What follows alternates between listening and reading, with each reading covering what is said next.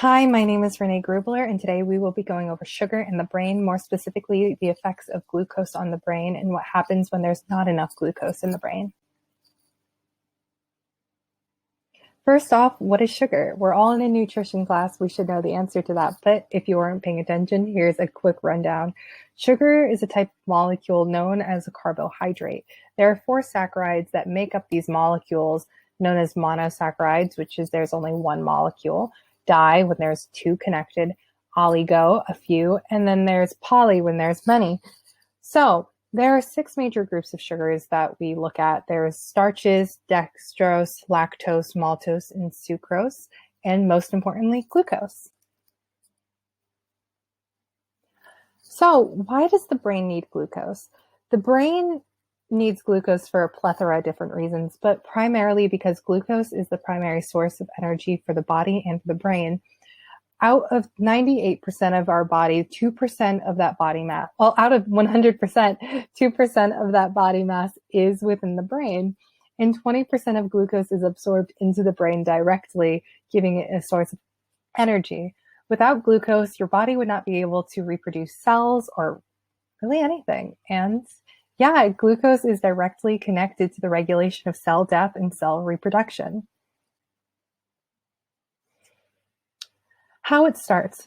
Glucose is supplied into the brain by neurovascular coupling.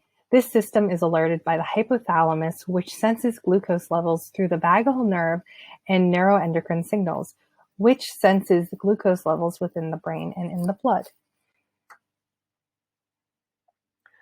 Glucose digestion. Simplified. Glucose enters the brain through transport 1 of the blood-brain barrier, known as GLUC1.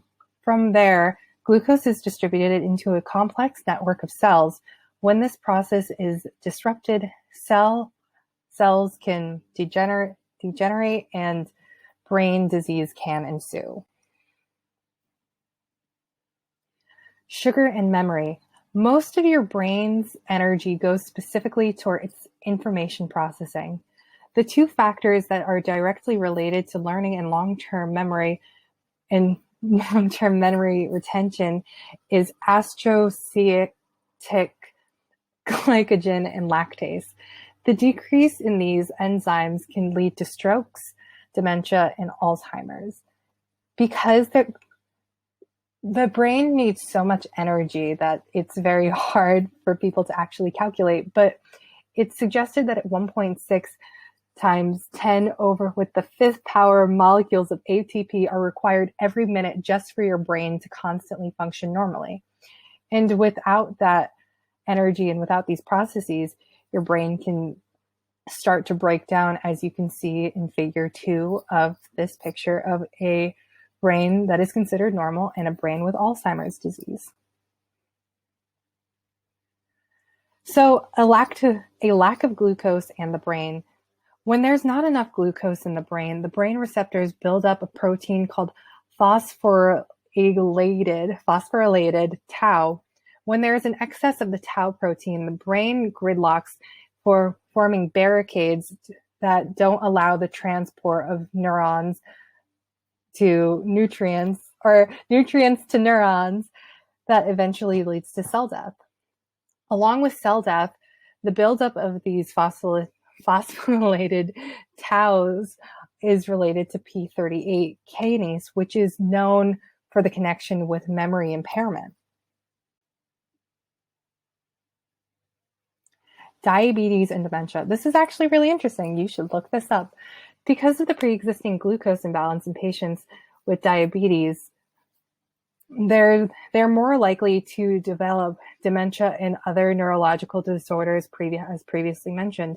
The good news is that within recent years, there has been a connection between the drug metformin, a drug used to treat people with type 2 diabetes, and the slowing down of dementia and Alzheimer's disease. So if you are type 2 diabetic and you're on metformin, go you!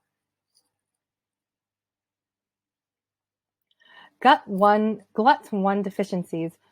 More than 10% of cases of early onset epilepsy in children and 1% of common idiopathic generalized epilepsy has been linked to GLUT1 deficiencies. Early intervention of the GLUT1 deficiency can be helped with the ketogenic diet and the reduction of seizures for children with drug-resistant epilepsies. As mentioned previously, GLUT1 is the major transporter between the blood-brain barrier.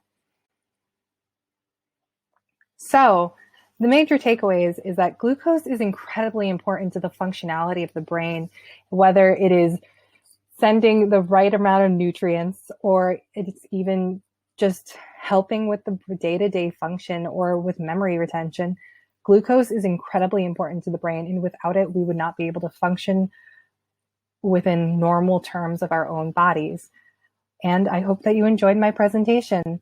Anything that I was mentioned directly ties back to these references. If any of you guys would like to get links to what I read, please reach out and I would be happy to send them to you. Have a wonderful day. I hope that you enjoyed it. I apologize. I have a speech impediment and sometimes I can't say words. Have a great day. Bye.